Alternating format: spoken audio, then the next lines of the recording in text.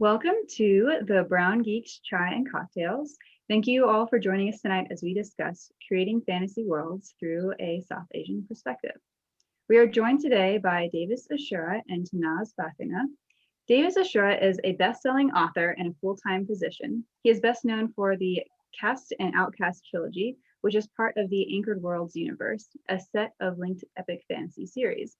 Tanaz Bhathena writes books for young adults. Her latest novel, Hunted by the Sky, was named a CBC Best Book of 2020 and is the first of a YA fantasy duology set in a world inspired by medieval India. The sequel, Rising Like a Storm, is slated to be released on June 22nd, 2021. Tonight's event is co-moderated by myself, Brianna de Silva, and Amisha Upadhyaya. Amisha is the founder of Brown Geeks, a platform for and by underrepresented talent, producing TV, animation, and content that bridges cultures and unearths global stories. Through her work as an award-winning writer and producer, she noticed the needle moving at an ant's pace when it came to diversity and inclusion. As a lifelong fan of all things sci-fi and mythology, she combined her work in tech and media to build an inclusive, collaborative platform for fans and creators to discuss and create content in these genres. I'm thrilled to have a team full of brown geeks like Brianna. Brianna de Silva is a designer and a fantasy content creator here at Brown Geeks Media. She's also a fantasy author, a talented director, and the creator and former host of Females in Fantasy, a podcast elevating the voices of female authors of science fiction and fantasy.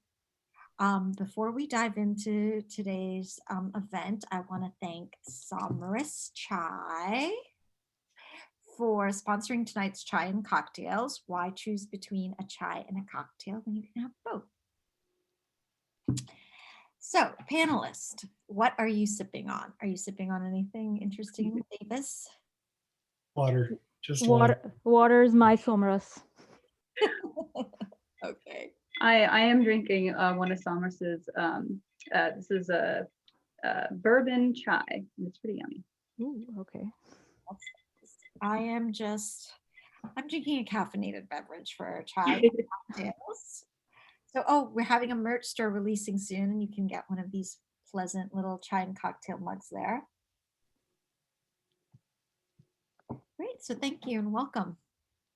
All right, let's get started on the first question. So, what inspired you or otherwise went into your decision to write fantasy stories influenced by South Asian culture and history? And you can jump in, whoever wants to answer first.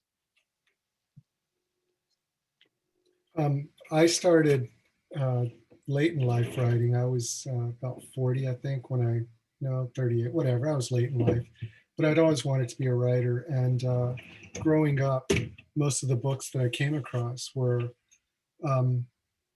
they were set in European backgrounds. And I always wanted to see a story set where the people look more like me. And so I wasn't finding those. There's a lot now, but growing up, when I was young, there weren't. And so I decided to write about my people. So I also loved reading fantasy as a child. I mean, I grew up reading American and European stories about werewolves, witches, and vampires. Books by R.L. Stine were a special favorite of mine. And at the same time, while growing up as this Indian kid in Saudi Arabia, I would also watch a lot of Indian TV shows which were based on mythology and history, like Ramayana or Akbar Birbal. But when it came to writing my own stories, I defaulted to the books that I read and oftentimes tried to imitate Western fantasy authors. So my own imagination never really matched up to what these authors did. And like my pixies wouldn't sound like pixies, my goblins were off, something was always off. And then years passed by, and I started writing contemporary fiction. After I finished writing my first book, A Girl Like That, I wanted to try something different. I was still too intimidated by fantasy, so I ended up choosing to do something more quote unquote realistic. And I wrote a science fiction dystopian novel. which was totally terrible. Like the plot was skeletal. It had it was totally awful, and the setting was really bad. Then a friend of mine suggested, why don't you just use magic instead of new technology? And I thought to myself, okay, what have I got to lose at this point? So I decided to add magic in the book, and I also changed the setting from a completely new world to one inspired by India, or more specifically medieval India, which was a historical period that I was obsessed with as a teenager. And as I began rewriting, everything sort of fell into place. And that's how Hunted by the Sky was born. Awesome. Oh, so I love the character name in Hunted by the Sky. One of my best friends is Parsi, and her name is Gulnar. She's a childhood Ooh, friend. okay. So when I saw Gul, I was like, Gul. That's what we call her, Gulnar. So, are Awesome. you Parsi by any chance, or? Yes, I am. I am a Parsi. Okay, so you can explain what Parsi, who Parsis you want to. Yeah. Yeah, sure, absolutely. So I am a Parsi, or also known as an Indian Zoroastrian. So my ancestors migrated from Persia to India, and came to Gujarat as refugees hundreds of years ago. And we planted roots over there and also in Maharashtra. So basically, our community has been following the Zoroastrian faith for a very long time now. And like the Indians, Zoroastrians have a sort of different culture from the Zoroastrians who are still back in Iran, but we still have very similar roots. So that's where a lot of the influence for my book also comes from, with all the Persian influence coming in. Yeah, and there's actually, I don't know if this is true, but I'm Gujarati, and so in the peninsula where I'm from, Kathiawad, Saurashtra, like I think that's where the Parsis landed when they arrived. Sanjan, yeah.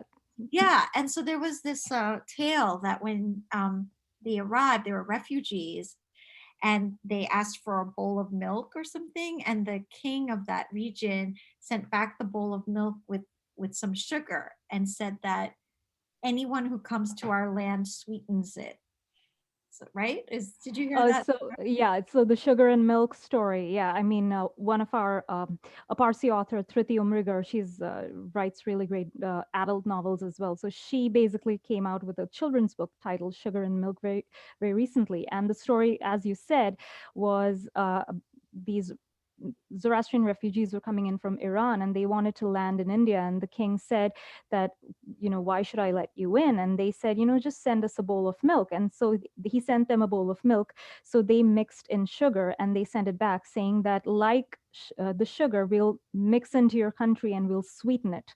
So, that's pretty much what Parsis have done for a very long time. I mean, if you hear the name Tata, and if you see it, that name is on every single truck. He's Parsi. So it's like, in India. So it's, I think at least in South Bombay, if you go, you'll see a Parsi statue almost every alternate place. It's really, that's where most of the community is. So this question is for both of you, but let's start with Davis. Is given that, how much would you say your world building is influenced by real world culture and history, and how much is entirely made up, for both of you? The world itself was supposed to have been a simple story, just 4 point of view characters, and suddenly it just took off and ran away from me. But in terms of family structures, what they call each other, Nana, Amma, that's directly from my Telugu background, and I wanted it that way. I wanted my people, my family, speaking through these characters and how they address one another when they're talking to their children, or when their children are talking to their parents, or even their older sister. Well, there wasn't really much of an older sister, but an older brother. I just wanted those names. So that aspect of the storytelling was intentional, to be about my family and my Telugu background. And yours is also has a lot of medieval Indian. It has a lot of ancient characteristics of, I guess, Hindu philosophy, but I was really careful not to use Hindu gods or anything like that, because I remember when I was a kid, D&D came out with some gods and goddess manual, and they had Hinduism in there with Vishnu having a certain number of hit points or something like that. And it was so offensive. And I couldn't understand why until years later. And it was because those aren't those aren't mythologies. That's our religion. So I didn't want to pull in too much of that aspect of it, but it was more the philosophy and the mythology that I used. Mhm. And did you have to do a lot of research for that? Yes, Okay. yes, because like most people raised in the United States, my parents didn't really tell me a whole lot about our religion or even our history. So I had to do a lot of reading about even my caste. You know, what were we in the past, and how did we end up in Andhra Pradesh, and how did we end up in the situation we are? I mean, it's not a bad situation or anything like that, but just what were we? And so that wasn't really explained to me growing up. And so I actually had to do a lot of reading about that myself. Oh, so you're Telugu, but you're not from Andhra originally? I was born there. I was born in India, in Andhra Pradesh, but I came over when I was 3 years old. And that was a long time ago. And uh, there were very few Indians in my city when I was growing up. And so my parents didn't even speak Telugu to me. I spoke it coming here, but they didn't really speak it to me afterwards because they thought I needed to speak English so I could fit in. And so a lot of that was lost. Now, Indians coming over today, uh, they recognize don't make that mistake, and so they teach the culture and the language, and it's a good thing. Yeah. And what about you, Tanaz? How much were you influenced by real world and how much was imagined in your books? I'd say for me, it was about 60% make believe and 40% influenced in real history. For example, if you read the book and you read about the kingdom of Umber, you'll notice influences from Rajasthan and Gujarat, especially when it comes to the forts and the palaces, the way people dress, some of the food items. But it is still very much a fantasy, not historical fiction or even an alternate history. And I really wanted it to be that way. A lot of Indian fantasy books that I read growing up were retellings of great epics like the Mahabharata and the Ramayana. And I feel that authors better than me have done these retellings. So what I really wanted to do was I wanted to use existing mythology as a basis to start creating my own myths. So I kind of wanted to do what George Martin did in the Game of Thrones by incorporating the War of the Roses, but it's like in a completely different setting. It's Westeros. So I kind of wanted to do the same thing with an Indian contest text and make up Swapnalok or Dream World. And at the same time, what I was thinking about was colonization. Now, India was colonized by the British, so oftentimes our history is told through that lens of colonization. So what I had to do was essentially decolonize my own imagination and figure out how Umber would be similar to and different from a typical kingdom in 15th or 16th century India, which was not even modern India as we know it today, but a region called Hindustan. And so I was examining lots of things like the role of women. Were Ambari women any different from women in Mughal India? Did they have political ambition? Did they participate in wars? If Amber was a patriarchy, then why was that the case? I was also thinking about love. How did this society view love and different kinds of love compared to India today, where homosexuality was only decriminalized in 2018? Whereas if you look back at medieval India, you can find amazing court poetry where men are expressing their love for other men. So I eventually, when I started writing, I decided my women were going to be powerful and fight and even do a little magic. And I was inspired by historical women like Chand Bibi, who defended Ahmednagar fort against Akbar's Mughal forces. I was inspired by Razia Sultana. I was inspired by Noor Jahan, who was married to Mughal Emperor Jahangir. And I think she was one of the few, I think the only Mughal queen who had coins minted in her name. I also decided to change things around and I made Amber an egalitarian society. It only became a patriarchy after King Lohar took over the throne and was made a prophecy by his priests about a star marked girl who would destroy him. So I wanted to examine how one man's fear changed a whole society just based on what one girl could potentially do. And I also decided, based on my research, that the kingdom of Umber would be really open to love. And I cemented this by having them celebrate an annual festival honoring two gay moon goddesses. So I kind of changed things around. And at the same time, I was also taking history as a great deal of inspiration. So I kind of liked having the best of both worlds there. Mm. Both of you have, oh, did you have something else you wanted to? No, okay. So both of you have written fantasy stories that deal with class or social hierarchy in some way. How does putting class into a fantasy setting change about how you talk about it? And were there any challenges that came with writing about that subject?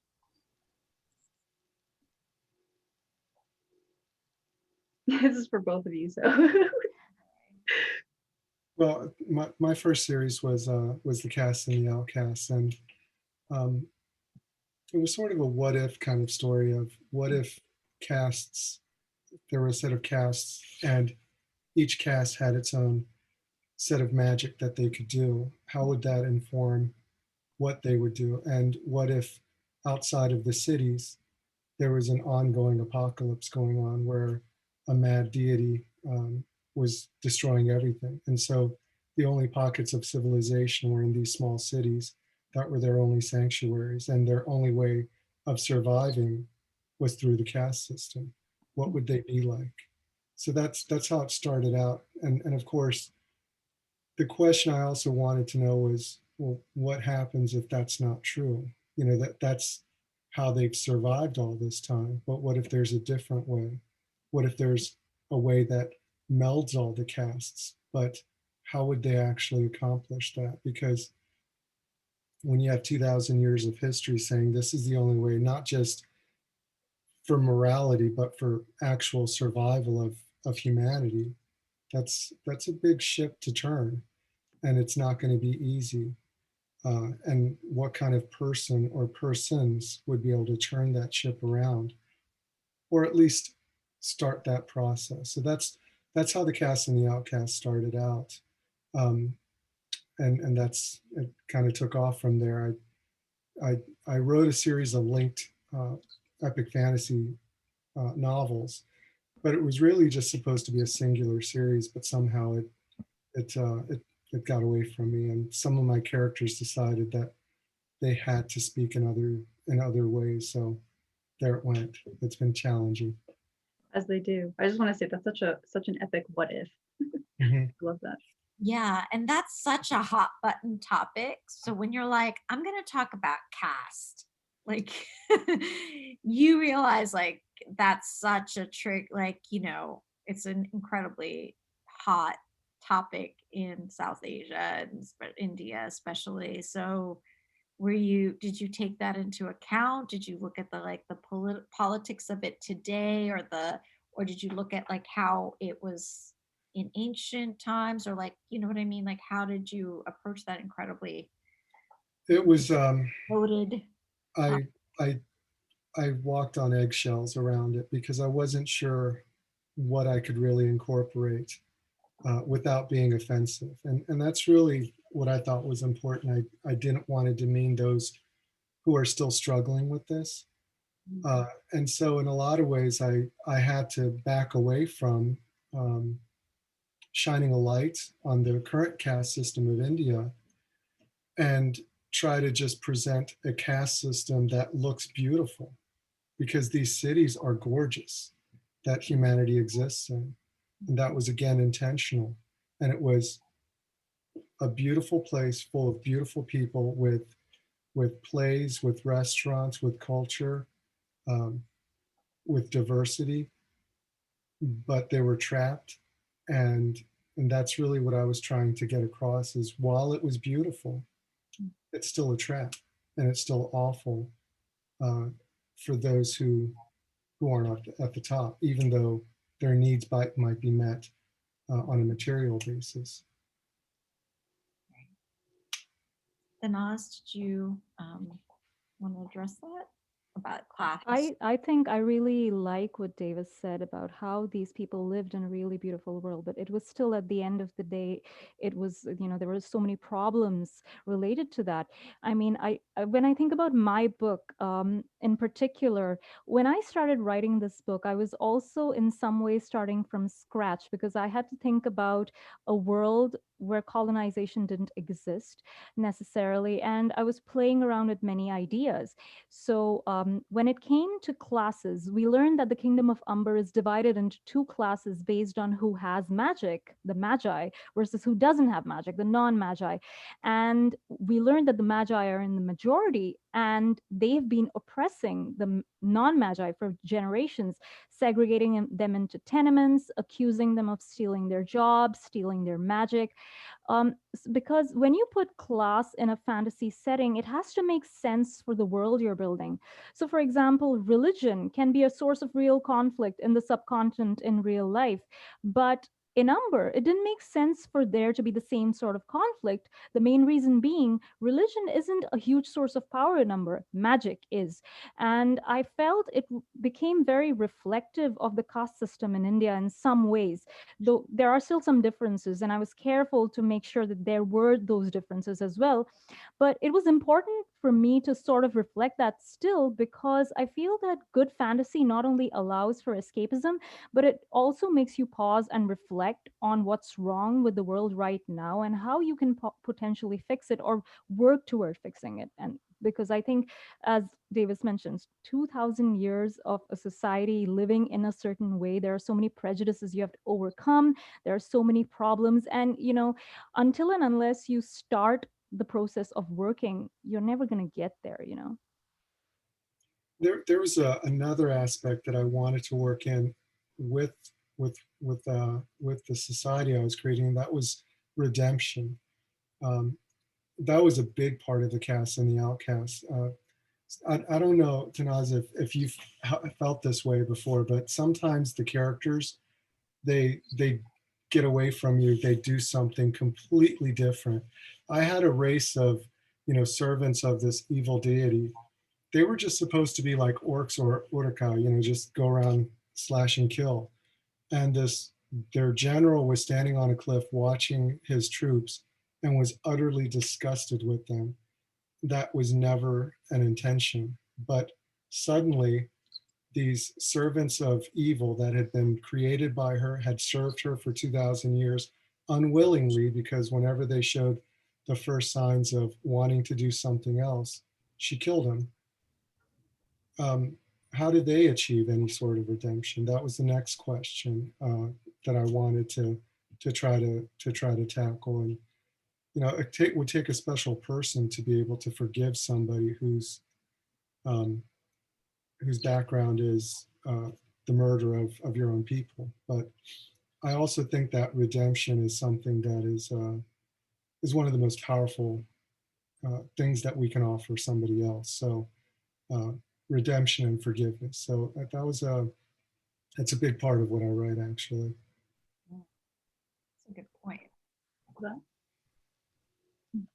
Um, so what are, now that you're pulling from South Asian or Indian, specifically ancient, specific regional history and philosophies, how has that influenced your world building as fantasy writer in general? Like, do you think that, Tanaz, you spoke from post-colonial type of mindset. So how do you think that that has shaped how you approach world building or things outside, or even characters or themes? Like, how has that influenced you as a writer? I think in general, my culture informs a lot of what I write, whether it's contemporary or whether it's fantasy as well. And beyond the world building, like the world building is a part of the whole process as well. But beyond that, I think there are lots of cultural quirks that I like to incorporate in the book. For example, last year I had a reader tag me when Hunted by the Sky came out. There was a scene in the book where one of my main characters is getting ready to join the army, the king's army. And his father tells him, if you join the army, Kalas, you'll see me dead. And then the reader commented on how very South Asian this form of emotional blackmail is.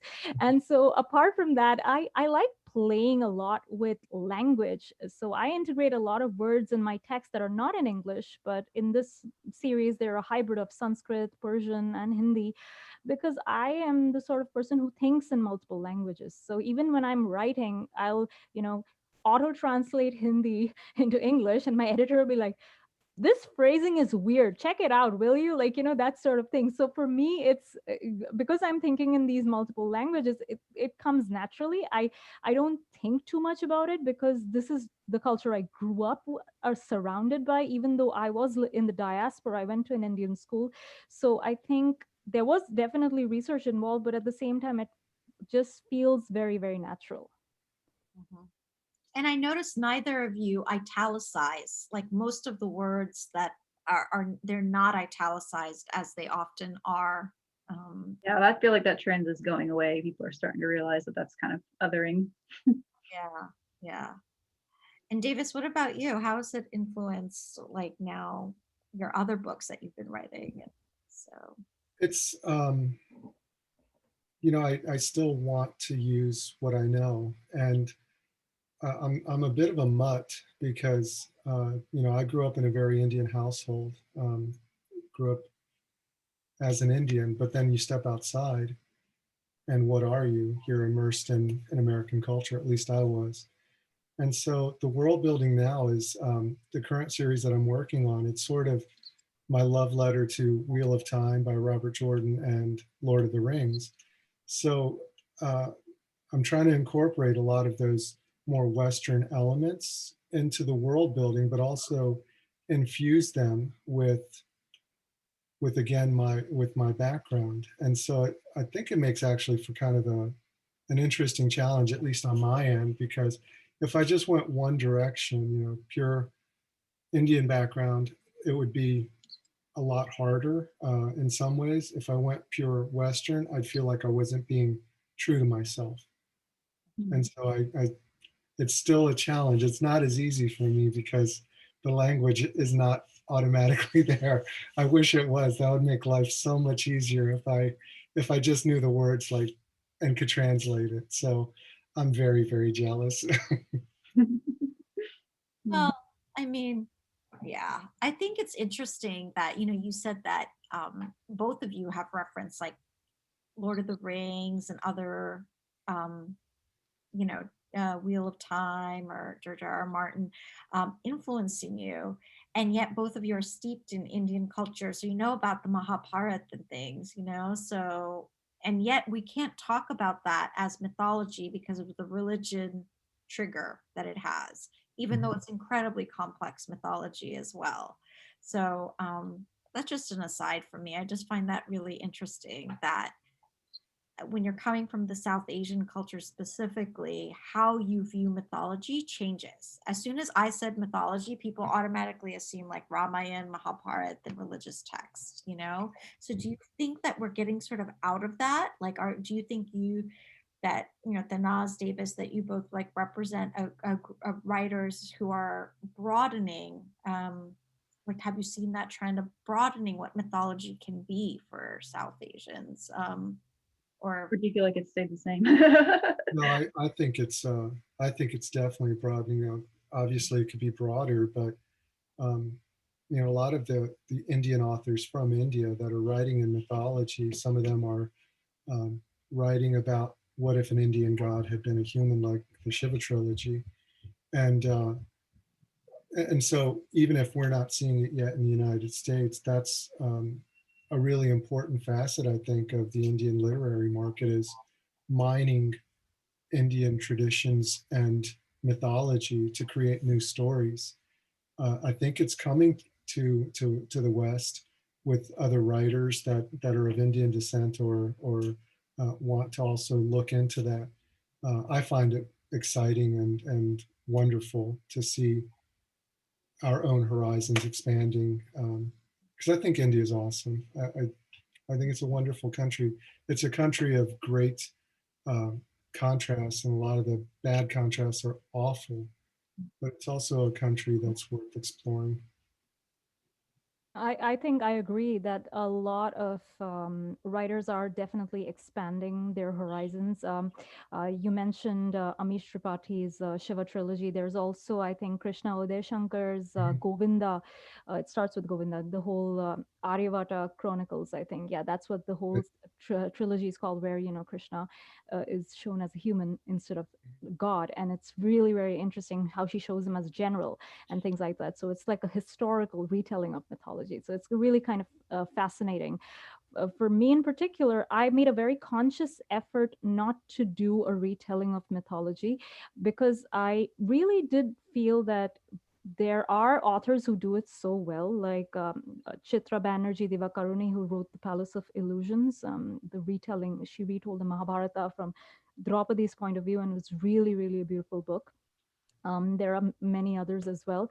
I think Anand Neelkantan wrote Asura from the point of view of Ravan, and that was really great as well.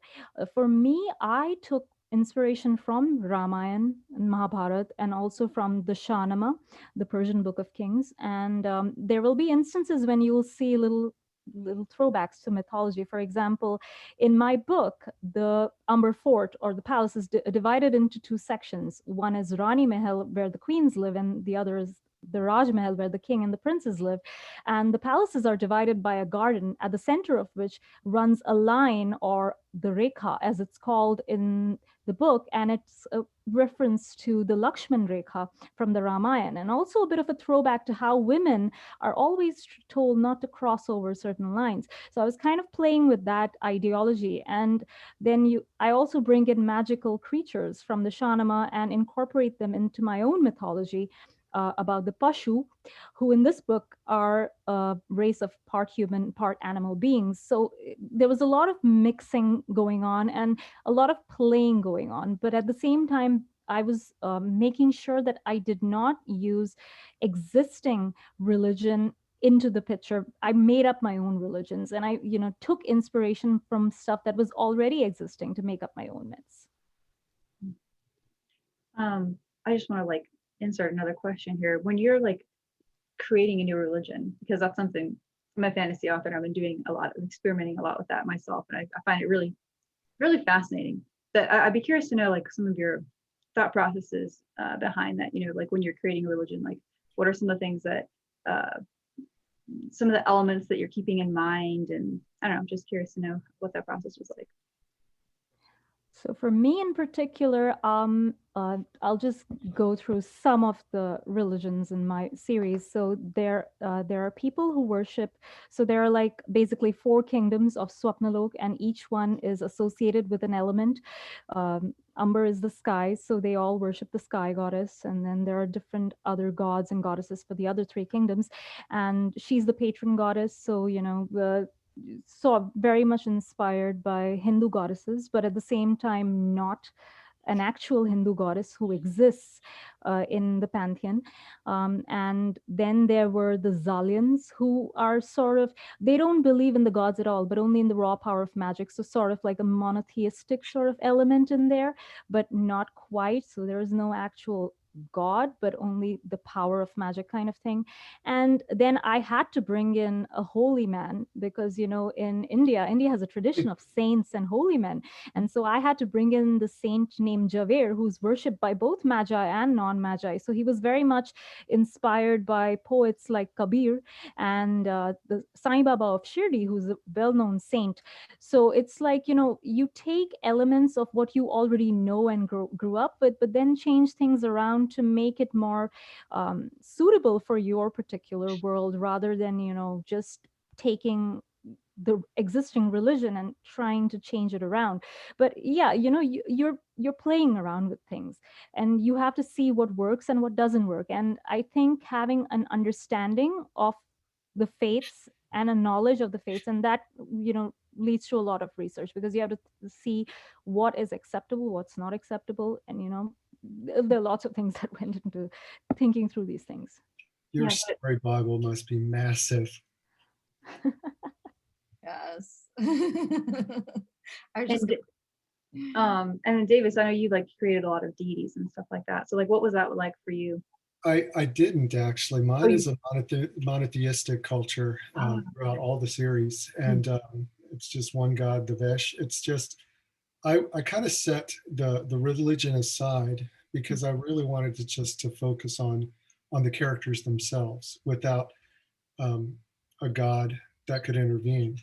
And in fact, with 2,000 years of watching city after city die and God never answering, they don't really have much use for him at this point. They think of him as just an empty name that has no point or purpose in their lives anymore, and they just get on with it.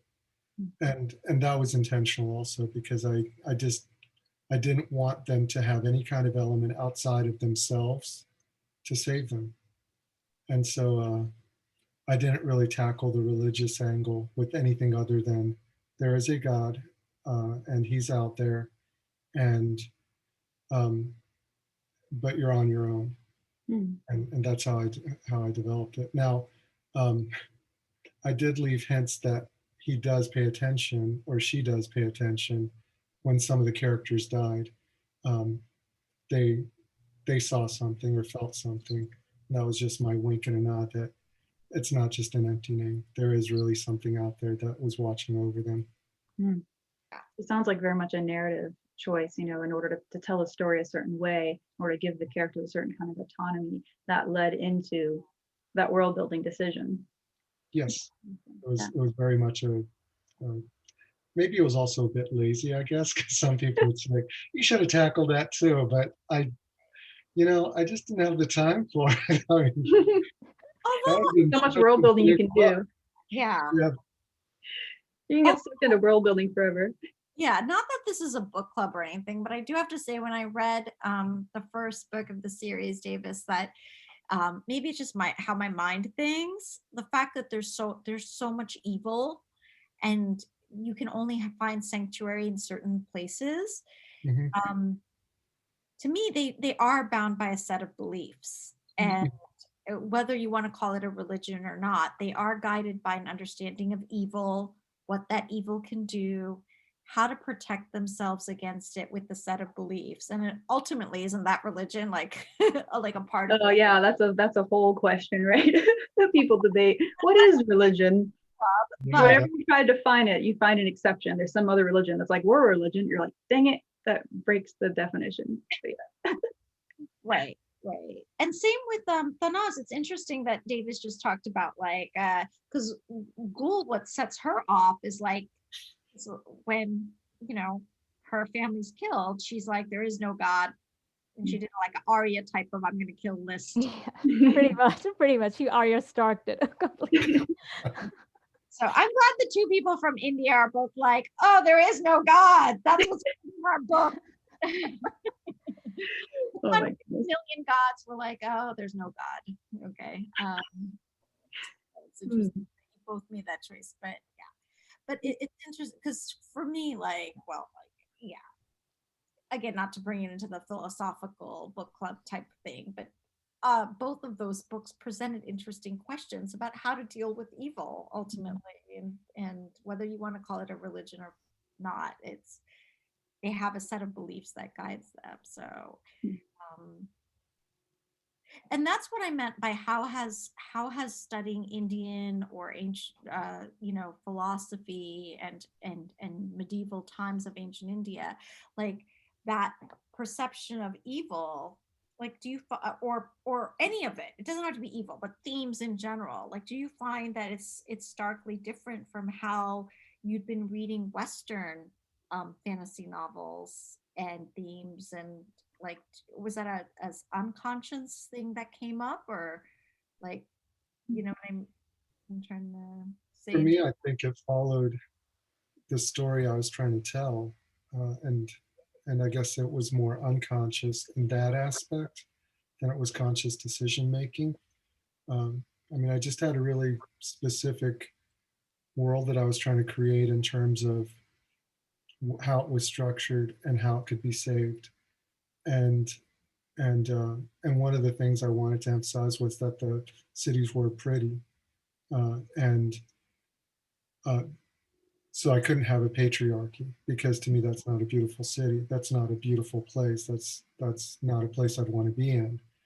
And so the strong female characters had to be there, and they didn't ask to be equal. They were born equal. It was an expectation that they were equal. Nobody ever said they could be unequal or less than. To me, that's a beautiful city where the the default is equality, not you earn equality. Agreed. I was like, I want to live there. All of us are like, mhm. That sounds like an amazing place, to be honest. Yeah, but it's got the caste system that I Mm. created. So it's kind of Yeah. like, yeah, it's beautiful and you want to preserve the goodness. You don't want to just throw it all away, but there are aspects that need to be changed. Mm. Right, because no society is a utopia anyway. So it's like whenever you're creating a fantasy world, I feel like there's always going to be something that you're going to be dealing with, something that you're going to be engaging with, because it's not going to be, if it was a perfect world, I don't know how you could really tell a story about a utopia. How, like, it's hard to even wrap my mind around. Right. Yeah, and it's not a perfect utopia because the women of the caste that my main character comes from, his is the warrior caste. They're not allowed to be warriors. Mhm. They run the cities, and they're not allowed to be warriors because they're thought to be precious to humanity's survival. So it was kind of a conscious decision in that regard also that yes, they're not allowed to leave and go traveling to another city because they're likely to die, but they run the cities. Hmm. Hmm.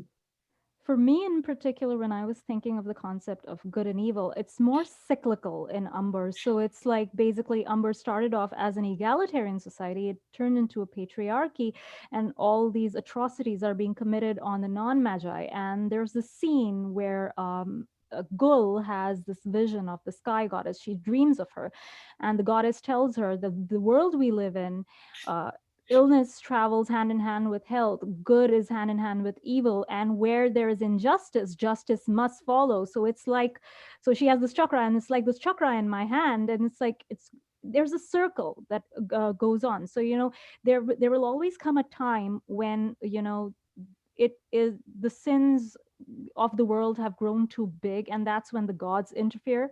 So that's the kind of uh, theme that I came up with in this particular book. And it's very much reflective of, I think, even Hinduism in general, where you see that gods take on avatars and they take on human forms and come to earth, to right wrongs or things like that. So that is definitely something from Hindu philosophy that I took in this particular book. How did it influence your magic? Because when you decided you wanted to do magic, yeah. Yeah, it definitely. So the concept of the avatar definitely played a role. I changed it slightly. Basically, Gul is not the avatar of the sky goddess. I've may change things around, where she's the daughter of the sky goddess. So basically, when her mother loses a child, and her mother goes to the temple and she says that you took my child away from me, so the goddess gives her own child, but at the same time there is like a catch, and she gives her the child for a purpose because she has her own agenda. So gods have their own agenda in the world of Swapnalok, and they meddle in the world's affairs, or in earth human affairs, when they feel that it's become too evil, or they need to balance the scales again. So that's something that I put in there, as in terms of inspiration from Hindu mythology particularly. The rest, the chosen one, is definitely a Western trope that I enjoy, and I put in there as well. Doesn't enjoy a good chosen one trope. That's always wonderful. Is there an external evil in your books, Tanaz? I mean, where does the evil come from, if you don't mind me asking? the most of the evil it's really, really, I think, human created. A lot of the evil is human created, to be very frank. Even the way they treat the other race in this particular series, the Pashu, who are part human, part animal, you'll see that, they were enslaved during a war and things like that. So a lot of it is human created because the humans become very powerful, and like with power comes responsibility, and they don't have that responsibility or anyone holding them in check. So the gods kind of play a role in putting checks on them if when it becomes too much, which is a bit too late, but yeah, that's how they do it. Mm. Yeah, I found in both your books, evil doesn't have to be with a capital E. Obviously, Davis, there's this huge evil that's destructive and whatever. But even like in Tanaz, in the beginning of your book, the two women gossiping, not gossiping, but they're the ones who sold out, and Yeah. I just feel like I was so angry, and it's really, you can tell that they're not bad people, but they were, you know like it's like the smaller evil sometimes gets to you, because I feel like the big evil, the capital E evil, people are like, I hate them, or whatever. Like, it's the smaller evils, you're like, what to do with it, because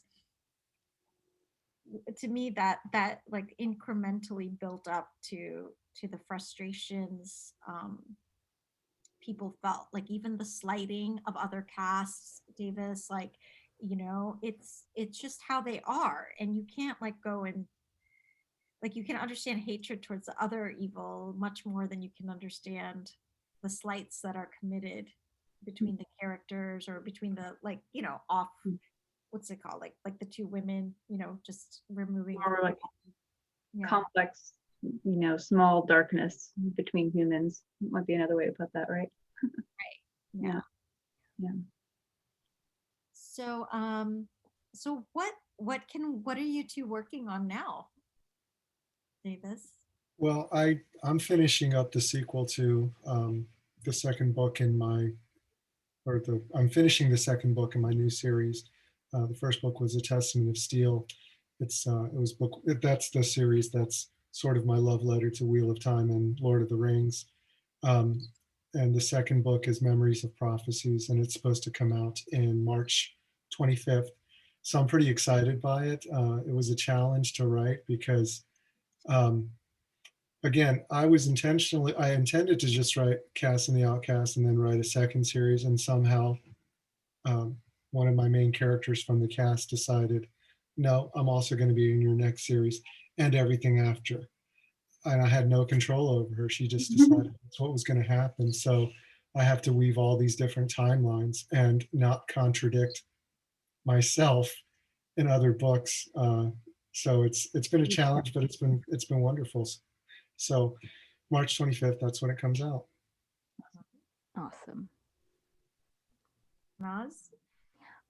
So I have the second book, Rising Like a Storm, which comes out in June for this duology. So that wraps up Umber. There are three more kingdoms, so I'm playing around with one. Can't talk about much for this particular project, but yeah, I'm playing around with another kingdom in the same universe.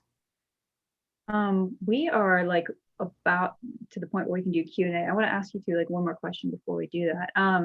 And this is to kind of like get a little bit off of world building for a second in a way. And that would be, is there like a difference in how you approach? Because, obviously when we're talking about worlds, we're talking about the characters that inhabit them. And that's come up a lot in this discussion. What are some like differences in how you approach, creating your characters as opposed to creating your world? And are there any kind of like similarities for that creative process? And that's for either of you. I wanted my characters to be true heroes, I guess. The main characters, I didn't want them to be gray. There's a popular, I guess, type of epic fantasy that started a long, long time ago, but got really popular after George Martin, called Grimdark, and isn't what I wanted to write. I wanted to write about people that I'd actually want to win. So that was part of the process, was that I had to make sure that the characters had flaws. They weren't just white knights. They had arrogance, they're curt, they're not always understanding, but by and large, you look at them and think, that's a really good person. I wouldn't mind having a beer with him someday. For me, I sort of approach building characters the way I approach my setting, because I kind of see my setting as a character as well. So I kind of like having my setting and characters play off each other in terms of they feed off each other's energy. So I typically am always playing around with that. And for me, what happens is that usually I like writing from the point of view of the protagonist and the antagonist. Usually, when the protagonist bores me, I write from the point of the antagonist, and that's where the whole world opens up in a completely different way for me. So I like to do those character dossiers where I write down their age and when they had their first experience with death or whatever, and I list all these things out because it kind of clarifies who they are. And then suddenly, when I'm writing a scene, they'll decide, no, this is who I am, and then that's how it'll go. So most of the time, with characters in general, I just like to let them tell me who they are as I'm writing, and I put them in scenes. I put them in these horrible situations. I'm like, okay, let's see what you're made of. So I'm a really horrible author, but yeah. So that's my kryptonite. I like putting them in these awful situations. Okay, let's see, let's play. Tell me a little bit more about the idea about like how the setting and the characters are kind of playing off of each other. That's really intriguing. So in general, what I like to see is that, okay, so if the character is feeling in a certain way, if they're angry or whatever, how is the setting reflecting that mood and things like that? Or, if the setting itself is affected by what the characters are doing to it, or, if they're draining it of its magic, if the land is full of magic and their activities are draining it of magic, and the degradation around them, it sort of reflects society in general and how it works. So that kind of thing, I'm doing that for the current book that I'm writing. It's a literal, very literal setting and character interaction going on. But yeah, that is just one example. But yeah, for the most part, in general, I think, you can use setting in so many ways and you can play around with it. I recently read The Invisible Life of Addie LaRue by Victoria Schwab. And that book had New York, and it was so, well integrated with the characters. So New York it just came alive in a way that I hadn't seen it before. And that too in this particular story, which is also a fantasy. And it was really, really fascinating to see. I need to read that. That's like high on my list. Gotta get to that soon. Okay, we have a question from R2 Laraga, and this person is asking, we have another question too. Okay, great. So with the dominance of white culture and the assumption that characters are white, do you see a time when you don't have to describe your characters as skin the color of tea touched with milk? Could we ever read, I think that's a little bit of a typo. Could we ever read a fantasy novel? Could we ever read a fantasy novel and already assume the color of the person as we assume many characters are white? That's a good question. I don't know the answer to that. You'd like to think yes, but at the same time, when you're doing a character description, I guess it depends on what the author is trying to convey and what the author is trying to say about the situation. So right now, I guess the default assumption is that a character is white, at least in the West. And it would be nice if you didn't have to. You just wrote that's what the character is, and it's up to the reader to fill in the blanks. But that probably isn't going to be anytime soon. I think that you still have to. I mean, I guess a clever author would be able to just say, like Gene Wolfe would probably be great at doing something like that, of just telling you what the person looks like without ever saying the color of their skin. And it would just be a puzzle box, because that's what he's known for, is creating these intricate puzzle boxes. But for pedestrian authors like me, I think I'd still have to do the the skin color. I just write brown. Come on. Like, I'm not going to write color of tea. I'm not going to write chai or lassi or whatever, putting in there. I'm just going to put brown. And, there are different shades of brown. Come on. We're a spectrum too. So you kind of have to understand that even among South Asians, we're a spectrum. So it's okay to write skin color as long as you're not going overtly descriptive and, exotifying things. So I think just straightforward, simple. That's it. All right, we've got a question from Hina. How do you get in the headspace to start writing? Any rituals? It's another great question. Especially Davis, you're a physician. So how do you put all that aside? Oh, I need to decompress when I get home. So it's different rituals. It changes by the season. So uh, like right now, I come home and I'll watch The Good Place or Ted Lasso, something lighthearted and humorous. And then usually at around 7 o'clock, I'll start looking at my folder of music, choosing about 10, 12 songs, something to last about 45 minutes. And then I'll press play, start listening to the music, and then I start writing. And in terms of getting into the headspace, it depends on the characters. And so some of the characters, they don't always do nice things. And so sometimes I'll listen to aggressive music when I'm writing battles. There was a time when I had nothing but Iron Maiden playing because there was nonstop battles going on, and those guys play some pretty hard metal.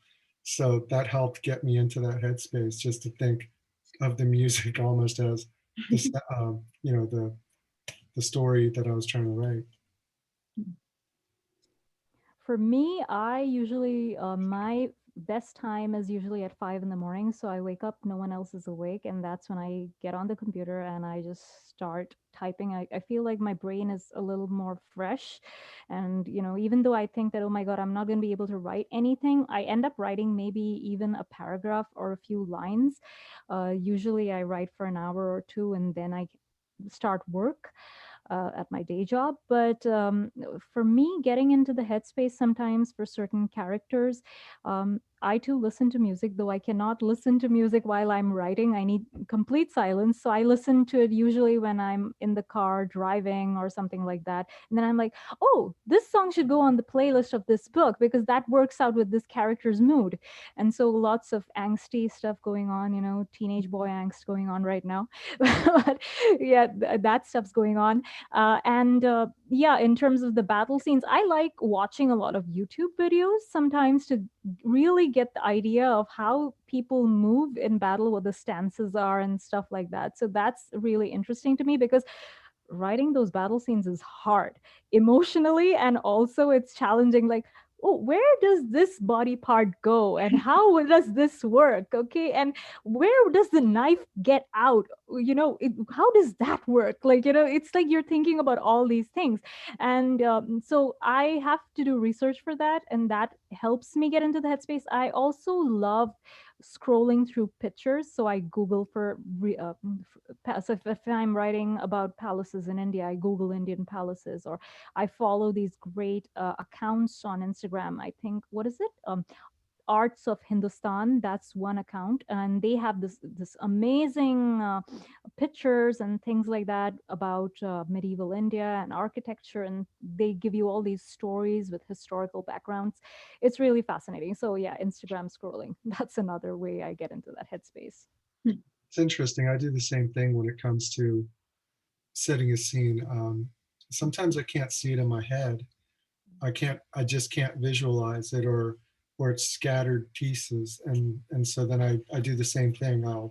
I'll start Googling waterfalls, just waterfalls around the world, just to get a sense of what they would be like. And sometimes I'll go to ArtStation and just look at the images there, because there's some great artists out there that are creating some incredibly vivid settings, and that helps me figure out, okay, that's what it looks like. And like an island in my second series, I must have looked at 1,000 pictures of Themyscira, Wonder Woman's home, just because the island looked kind of like that. So I couldn't get it straight in my head until I started looking around for Wonder Woman. All right, well, we are about to wrap up. Before we do, I want to give both of you a chance to let people know like where they can keep up with you, where they can follow you. Best place to follow or just to keep up with what I'm doing is either on my website, davisashura.com, but the more up-to-date stuff usually happens on my Facebook author page. And so just look me up there. I'm the only Davis Ashura, I think, around. And so you could easily find me there. So for me, you can find up-to-date information on my website, tanazbhathena.com, or also you can follow me on Instagram. I'm at Bhathena Tanaz. And yeah, those are the two main platforms that I use. I also have a Facebook page, but I'm not as active over there. And that is also at Bhathena Tanaz. Awesome. Thank you so much for joining us during our Chai and Cocktails event. Our mission at Brown Geeks is to bridge cultures and unearth global stories. Be sure to check out our website at thebrowngeek.com and follow us on Twitter, Instagram, and Facebook so you can be in the know for future events. Have a good evening, everyone.